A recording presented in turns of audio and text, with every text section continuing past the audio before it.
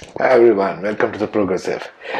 In this podcast, this series, we are going to be talking about advanced forms of understanding the human being through the astrological perspective, through the lens. The reason being because we should use astrology for the purposes of understanding self, not for predictions, not for gains and losses, what I'm going to get, which car am I going to buy. That's not what it's for, okay? It's for a mature understanding of who we are as a person. Otherwise, it won't make a difference what we gain or what we lose in life. Trust me, you won't. So, in this series, we begin a new series. It's called Evolutionary Astrology, how we evolve as human beings. That's very important. So, the first one being we talk about age and maturity. What cycles of age and maturity do we go through as human beings? Yeah. And how it affects our understanding of the people in the world around us and how things are going on, right? So keep a watch. If you haven't already, you can like, share, subscribe my podcast, and we shall take it further. Keep watching. I'll be doing a series of presentations for you to understand. So the next what will follow is the podcast series. Okay. So hi there, this is the first of the series of age and maturity cycles. I call it cycles because we go through cycles not only in this lifetime, but through many lifetimes if you are one who believes in reincarnation. So age and maturity cycles. Now I had to break this podcast down into a number of segments. The reason being we have to take it in slots of years. Okay. So first let's talk about the childhood years, the ages 1 to 12. What happens, and I'm using as per Vedic astrology, so what happens to a human being in the childhood years as per the charts, as per the ascendants. Okay, we'll talk about all the 12 ascendants and then you will have a better idea of what it is. The growth and development. Okay, so let's get into it. So this is the chart, the diamond style chart of North Indian system of plotting the Vedic birth charts. Yes. So this chart shows the houses. We just taken the houses here. We'll consider the ascendants one by one through 12 afterwards. This is just the houses, mind you. So the first house, whatever is written in the letters is the house, right? I suppose you have already gone through my progressive astrology playlist number 1. Otherwise, this will be kind of little advanced for you to deal with. We are going to advanced levels now. Okay. If you haven't already, go through that, subscribe and go through my playlist of progressive astrology. Okay, so the 12-year cycle of human life, this will continue. We talk in cycles of 12 and what happens, okay? Because every 12 years something changes significantly in our life, each one of our lives. And I will show you through each one of these podcasts how it does. We are examining how it does. So the first house is this first diamond over here, second house, third house, all the way till the 12th house. So what we are talking about age, the ones mentioned in numbers like number 1 through number 12 is the age of the human being. Okay. So number 1 is with the child is 1 year old, 2 years old, 3 years old in the third house, 4 year old, 5 year old, 6 year, all the way to 12 year old. So by the time from birth to 12 years old, the person has still just about completed spending a year in each house. You got that? Spending 1 year in each house. That's the basis of Vedic astrology. You spend 1 year in each house. Okay? And something happens as we go through all the years in terms of 12-year cycles through each of the house. And that's all the study is about. So we'll see the first one now here. So we are talking about the first 12 years of human life here. So because it has gone from first year, second year, third year, fourth year, as it's mentioned in numbers, not in letters, okay? So, first to 24, number 1 to number 24 years when the human being is in this age bracket, what is maturing? Because we are talking about aging and maturity, remember. So, what is maturing here? The 9th house of a person's chart of any ascendant is maturing, okay? So that's what we'll be talking about in this particular podcast. We're talking about the first 12 years. So obviously it comes under 1 to 24 years. So ninth house is maturing. Now, if you remember, go back to the Progressive Astrology 1 and look it up if you want. What does the house stand for? Different houses. So ninth house stands for knowledge, for wisdom, higher learning, philosophy, foreign travels, luck, destiny, past life karmas, all this stuff. You can look it up if you want.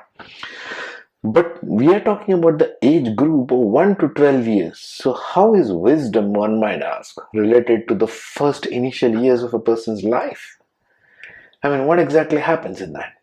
Let's see. So how does the ninth house relate to years 1 through 12? The first 12 years of a human being's life, what does it have to do with the ninth house of philosophy, higher learning, foreign travels, luck and destiny, etc.? Well, we have to tone it down to the level it is relatable to the age. Please remember this. So here are the bullet points for you to consider. Okay, you can expand on that, reflect on that, develop your intuition about all these things. Okay, so what does it have to do? Ninth house of higher learning have to do through 1 to 12. Why are we learning all these things such early in life, or what exactly are we learning, really speaking? Well, first one is luck or fortune, as we call it. Good or bad, mostly seen by parents, family and siblings. So you can have good luck or bad luck depending upon what you have born with, even the past life karma, as the second bullet mentions. Okay, the good luck, the luck factor of fortune as seen by parents, family and siblings. Okay, so why is this significant? Well, because when a person is born, from the time a person is born through their 12 years old, you're pretty much in the hands of others around you, whoever is others around you. It might be a parents, stepfather, mother, uncle, aunt, I don't know. There's so many situations of a person's life. You can be any one of these circumstances. And you're pretty much at the mercy of all those people around you. Your parents, your siblings, your circumstances, your society, whoever is your neighbors, you name it. You can be under any number of circumstances. Rich, poor, living in slums, living in riches of all kinds. It can be anything. So depending upon good luck and fortune that you carry over from your past life, your karma will take effect in the very initial years, when you are the most helpless, when you are in the mercy of everybody around you to take care of you, to feed you, to clothe you, to provide you shelter, to give you education, to give you a good value system. This is the basic fortune of a person's life, where they're born into, right? Some are born into rich, wealthy families, but they don't have a very good life. Some are born into mediocre families, middle class families, but yet they have very good parents who teach them wisdom. And some are born into poverty, our poor brothers and sisters who are born into poverty and labor and child labor and whatnot goes on in this world, you know that. So that's all a result that occurs within the first 12 years of a person's life, the foundation itself of a person. And because that luck and past life karma is one of the attributes of the ninth house. So that happens. Another thing that happens is the person may travel to foreign lands, because the ninth house is also the house of travel to distant places, foreign lands, foreign countries. From wherever you are born, another country is a foreign country. So this is why sometimes when a child is born, a parent gets a job abroad or emigrates to foreign lands. It is from the child's birth chart. The child's birth chart and how planets are placed within the child's birth chart is affecting the parents. You see, this is how when a new child is born into any family, the fortunes of the family change. For better or for worse, it's a different thing. That's a subjective thing. But we are saying the luck factor in a family changes because of a child being born, a simple act of a child being born. Outlook of life. Now, this is the most crucial. Developing the psychological core of the sense of self, and hence the general outlook of life develops during this time. Because what is ninth house? Ninth house is a deep philosophical approach. How you perceive life, how you perceive people, how you perceive knowledge, how you perceive wealth, how you perceive challenges, how you perceive everything. Okay? Who are my friends and enemies? Why do I give importance to so much about friends and enemies? Well, what we perceive inherently as a friend or an enemy is basically nothing but you whom you consider as your opponents and who you have made up your mind to be friendly to. It's just made up stuff, but it affects us because we take it to everywhere. Who are my friends? Who are my enemies? Does life look pleasant or a mean place to live? Remember the first three bullets? They will determine what kind of approach you have developed to life. Is this world a nice place to live in? Is it mean? Do I have to be protective? Do I have to be guarded about things all the time? This is where psychologists and psychiatry has found by evidence and focuses a lot on childhood issues. What was your background as family like? Did you have trauma during childhood? What was your events in your childhood? What was your behavior? What were your family, friends and neighbors and early school days like? A psychiatrist and a counselor or a psychologist will definitely go to this first for understanding where the person comes from. Even today, this is the science. And it impacts the person throughout their life as the way the person sees the world. Your inner view of the outer is the most important. Depending on the ascendant zodiac sign and how the Lord of the ninth house is, the Lord of the ninth house changes, remember, from one ascendant to another, if you remember the ascendant videos. So, how the Lord of the ninth house is physically placed in your chart, it will be experienced by the individual in the terms of friends and enemies. Okay, we'll see that. And they will have a permanent sense of identification of who in my life is my friend and who is the enemy. Sometimes it can be siblings, sibling rivalry, it's well known. Sometimes it can be parents, or stepfather, stepmother, or neighbors, or kids in the school. School is, these people might consider a hostile environment, you see. So how this plays out will change from 1 through the 12 ascendants, which we'll do a screen share and I will show you because it's too complicated to show in multiple slides. I want to rather make it simple for you. Okay? Keep watching.